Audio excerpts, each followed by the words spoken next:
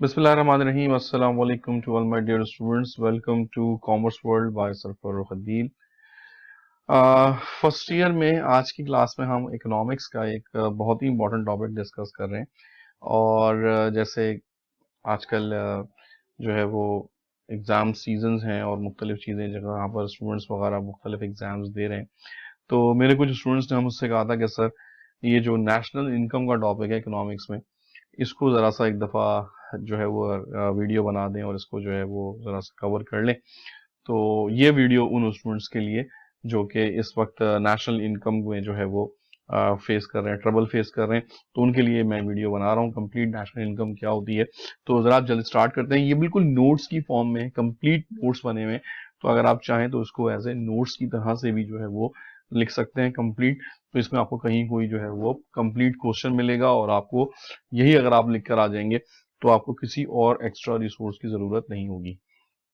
ये आप एग्जाम में भी, बोर्ड एग्जाम में भी एज इट इज लिख सकते हैं। इट्स अ कंप्लीट को सेट जो कि मैंने बहुत रिसर्च के बाद जो है वो तैयार किया है। तो नेशनल इनकम पे आते हैं जनाब। National income measures the monetary value of the flow of output of goods and services produced in an economy over a period of time. National का मतलब होता है कौमी, नेशनल मतलब होता है मुल्की। पूरी मुल्क की जो इनकम होती है, पूरे मुल्क जो पैसा कमाता है, उसको बेसिकली नेशनल इनकम कहते हैं। तो नेशनल इनकम के अंदर जो गुड्स एंड सर्विसेज पूरे मुल्क के अंदर जो है वो प्रोड्यूस हो रही होती हैं और सेल हो रही होती हैं, तो उसके ऊपर जो भी हमारा काम होता है बेसिकली उसको जो है वो नेशनल इनकम कहा जाता है। और उसकी जो मॉनेटरी वैल्यू, उसकी जो प्राइस होती है, उन सबको अगर हम कंबाइन कर लें गुड्स और सर्विसेज को, तो उसको जो है वो नेशनल इनकम कहा जाता है। डेफिनेशन में अगर आ जाए, the term national income can be exactly defined in 3 ways according to economist. ठीक है जी, मुख्तलिफ इकोनॉमिस्ट ने नेशनल इनकम को मुख्तलिफ तरीकों से डिफाइन किया है। सबसे पहली डेफिनेशन हम पढ़ने जा रहे हैं सैमुअलसन की।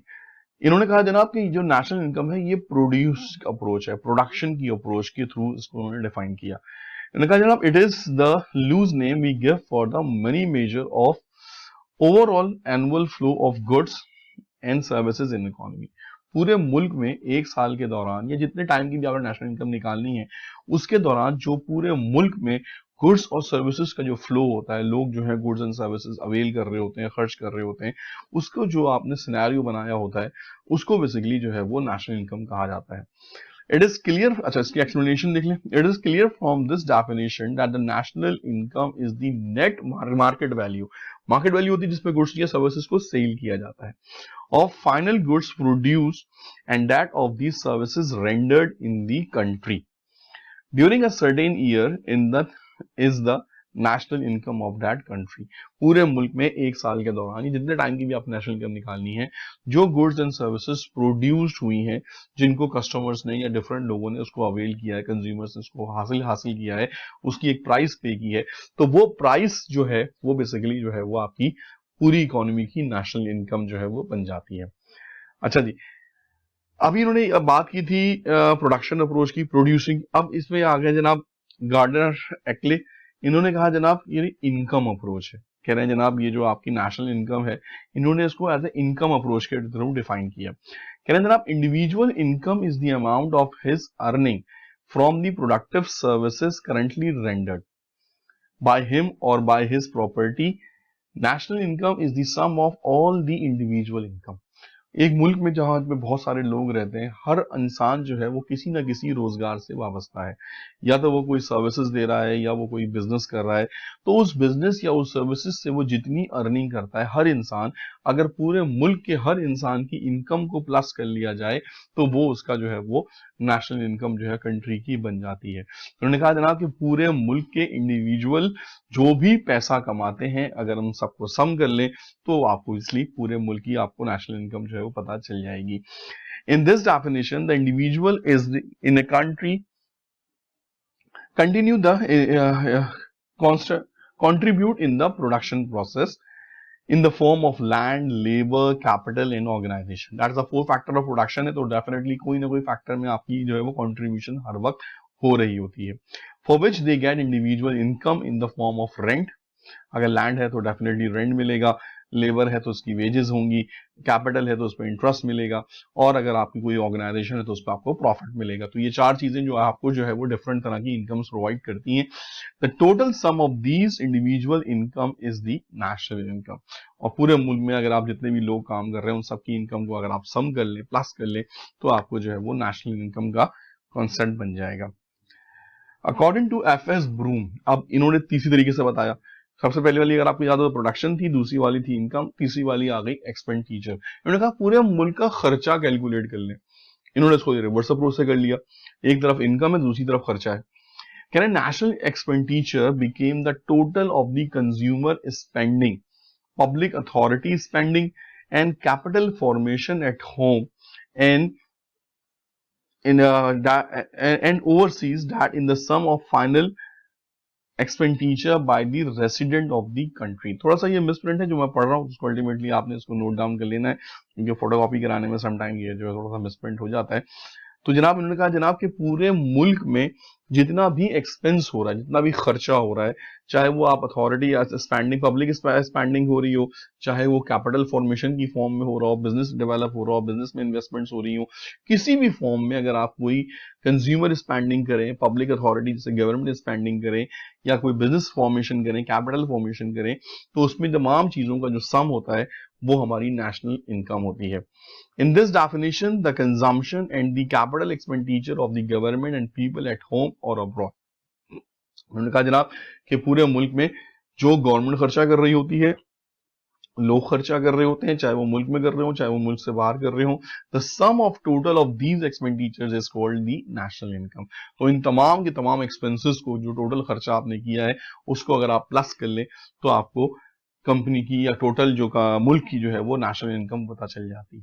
तो नेशनल इनकम जो है बाय डिफॉल्ट अगर हम देखें, यहाँ पे सिंपल बॉटम लाइन देखें, तो नेशनल इनकम पूरे मुल्क में जो आपकी इनकम जनरेट हो रही है, पूरा मुल्क जो कमाई कर रहा है, जो इनकम जनरेट कर रहा है, that is basically called the national income. Concept की बात है, बड़ी सिंपल सी बात है कि जो मुल्क जितनी ज्यादा इनकम जनरेट करेगा, जितनी ज्यादा पैसे जनरेट करेगा, उसके माली हालात और उसकी जीडीपी और उसकी बाकी चीजें जो है वो बहुत बेहतर होती चली जाएंगी।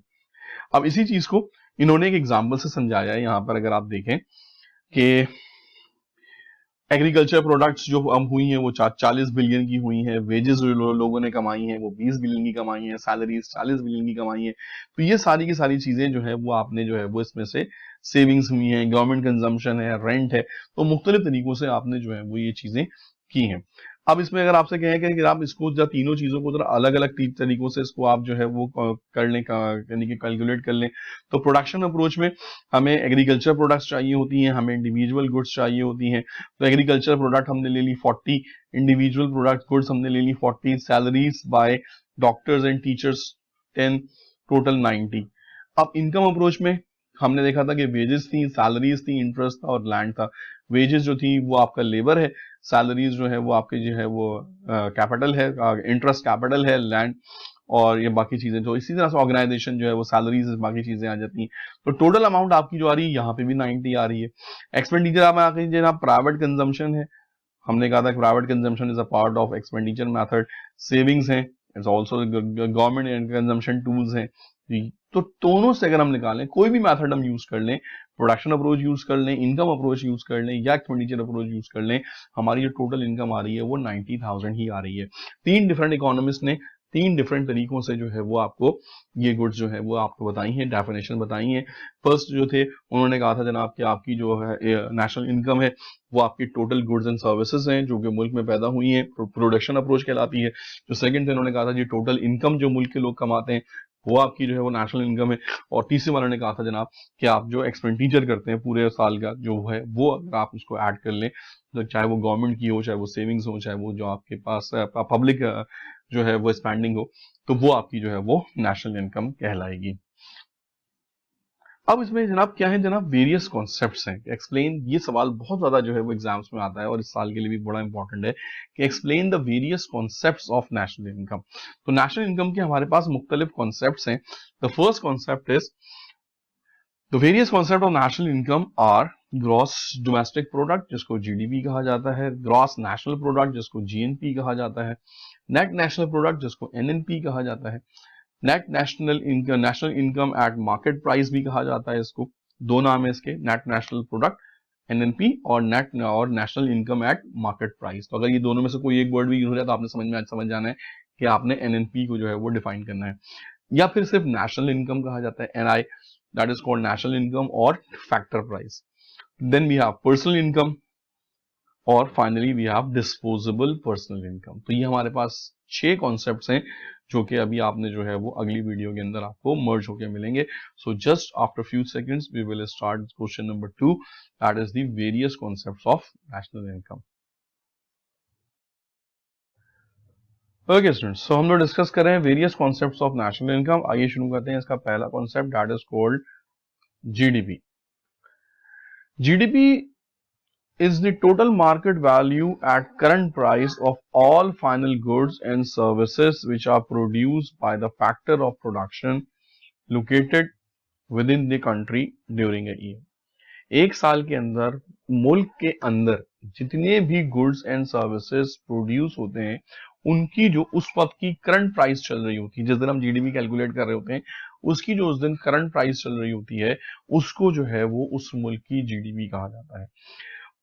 सिंपल सी बात है कि जो कंट्री ज्यादा गुड्स एंड सर्विसेज प्रोड्यूस करेगी अल्टीमेटली उसकी वैल्यू मार्केट के अंदर करंट वैल्यू ज्यादा होगी। जो करंट वैल्यू ज्यादा होगी तो डेफिनेटली हम ये कहते हैं कि जनाब इसकी जीडीपी ज्यादा है। अभी जैसे पाकिस्तान के बारे में सुनने आ रहा है कि लास्ट ईयर हमारी जीडीपी जो थी तकरीबन 4.5% थी, उससे पहले हमारी जीडीपी 4% थी। हर मुल्क ये चाहता है कि वो ज्यादा से ज्यादा गुड्स और सर्विसेज प्रोड्यूस करे ताकि उसकी करंट मार्केट वैल्यू जो है वो बढ़े और उस मुल्क की जीडीपी जो है उसमें इजाफा हो। याद रखिएगा, जीडीपी एक बहुत ही इंपॉर्टेंट फैक्टर है किसी भी मुल्क की इकोनॉमी को मेजर करने के लिए। जब किसी मुल्क की जीडीपी बढ़ रही होती है और लास्ट 10 ईयर्स से अगर वो कंटिन्यूसली बढ़ रही है, उसमें ग्रोथ आ रही है, तो हम ये कहते हैं कि इस मुल्क की इकोनॉमी में इजाफा हो रहा है, इस मुल्क की इकोनॉमी स्ट्रांग हो रही है। अगर किसी मुल्क की जीडीपी कम हो रही होती है तो डेफिनेटली उसकी गुड्स एंड सर्विसेज की वैल्यू जो है वो कम हो रही होती है और हम इसको रिवर्स कहते हैं कि इस मुल्क की इकोनॉमी वीक हो रही है। तो जीडीपी एक बहुत ही इंपॉर्टेंट रोल प्ले करती है किसी भी मुल्क की इकोनॉमी में, उसकी इकोनॉमी को स्ट्रांग करने में या कम करने में। सो इट मींस दैट कि जब हम लोग यहाँ पे जीडीपी की बात कर रहे हैं तो हम यहाँ पर ये कह रहे हैं कि जनाब जीडीपी पूरे मुल्क में होने वाली जो गुड्स एंड सर्विसेज जो फैक्टर ऑफ प्रोडक्शन से बनती है उससे जो है वो टोटल वैल्यू को जीडीपी कहा जाता है। The next up is gross national product, that is called GNP। अच्छा, जीडीपी में एक चीज मिसिंग होती है और वो ये होती है कि जो पाकिस्तानी लोग जो मुल्क से बाहर काम कर रहे हैं वो भी अल्टीमेटली अर्न करते हैं और वो अर्निंग वो पाकिस्तान भेजते हैं। तो वो जो इनकम पाकिस्तान में आती है वो डेफिनेटली पाकिस्तान में ही खर्च होती है। अब क्योंकि वो पाकिस्तान में ही खर्च हो रही है तो डेफिनेटली वो पाकिस्तान की नेशनल प्रोडक्ट में आ जाती है, जीएनपी में आ जाती है। तो जीडीपी के अंदर income receive bye Pakistanis from abroad, income of foreigners taken away from Pakistan. तो इसका मतलब ये हुआ कि जो पाकिस्तान में इनकम आ रही है उसको प्लस कर देते हैं और जो पाकिस्तानी लोग, ये माइनस की साइन यहाँ लगी हुई है, तो जो फॉरेनर्स पाकिस्तान में काम कर रहे हैं वो अपनी इनकम जो है अपने मुल्क भेज देते हैं। तो अगर कोई पाकिस्तानी है जो दुबई में काम कर रहा है, वो दुबई में जो अर्न करता है उसका हिस्सा पाकिस्तान भेजता है। और अगर कोई फॉर एग्जांपल कोई चाइनीज है जो पाकिस्तान में काम कर रहा है, वो जो अर्न करता है उसका हिस्सा वो चाइना भेज देता है। तो जो पाकिस्तान में रकम आ रही है उसको हम प्लस कर देंगे और जो पाकिस्तान से बाहर जा रही है उसको हम माइनस कर देंगे। तो इसको कहा जाता है जनाब, जीएनपी का ये फॉर्मूला है, GDP plus income receive by Pakistani from abroad minus income of the foreigners taken away from Pakistan. GNP is equal to GDP plus net factor income from abroad. ठीक है जी, ये जो माइनस प्लस करने का जो आंसर आता है इसको कहा जाता है net income factor, net factor income from abroad. Explanation, gross national income is the total value of output in the country and is the, थोड़ा सा ये मिसप्रिंट है,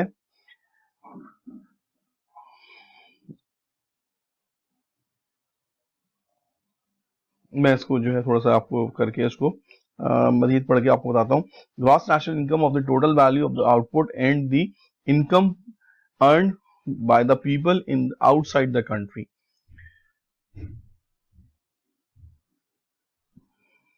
ये थोड़ा सा मिसिंग है, थोड़ा सा यहाँ पे मैं आपको बताऊंगा पढ़ के।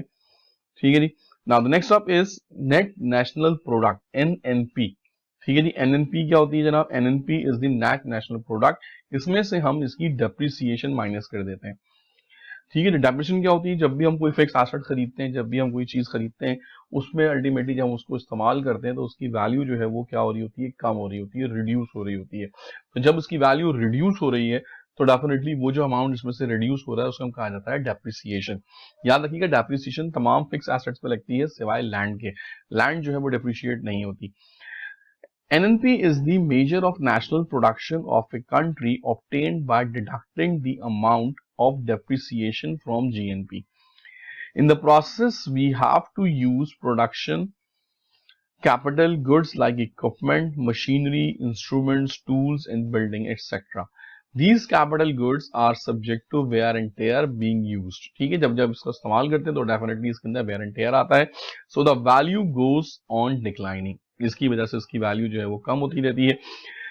Thus, while computing NNP, a certain percentage of value has to be deducted. लिहाजा जो डेप्रिसिएशन की वैल्यू ने उस एसेट की वैल्यू को कम किया, उसकी मार्केट वैल्यू को कम किया है, तो NNP निकालते वक्त, नेट नेशनल प्रोडक्ट निकालते वक्त, वो डेप्रिसिएशन GNP से माइनस कर दी जाती है. The next one is national income.